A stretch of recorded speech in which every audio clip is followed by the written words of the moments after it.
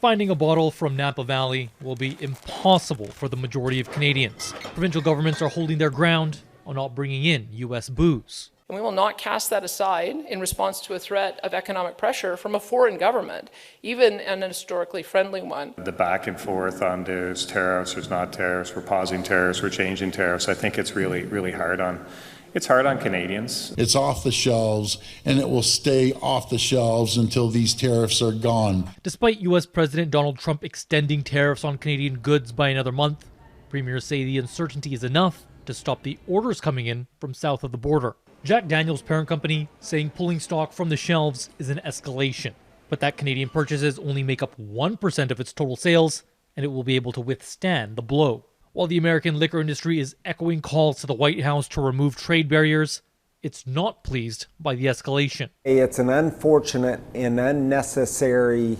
ramp up that doesn't do right by the provinces because they bring in a lot of tax revenue. Prior to the rift, Canadians were accustomed to spending on American brands. The 4 Atlantic provinces see more than $90 million spent on U.S. booze yearly.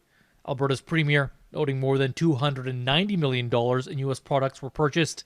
And in Canada's most populous province, the Liquor Control Board of Ontario says customers spend nearly $1 billion in U.S. alcohol annually. The impact of keeping American brands off the shelves could be strong in some U.S. states. According to the federal government, Tennessee saw $26.6 million in whiskey imported north of the border in 2023. Kentucky more than doubling that, with bourbon accounting for nearly $62 million in exports to Canada. And California comes in with the largest share, more than $500 million worth of wine reaching Canadian liquor store shelves. It has created an opportunity for Canada's alcohol sector to fill the void.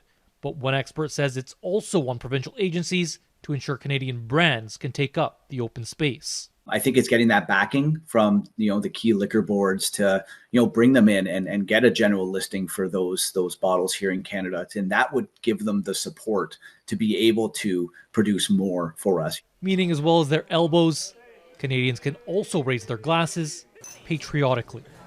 Kyle Benning, Global News.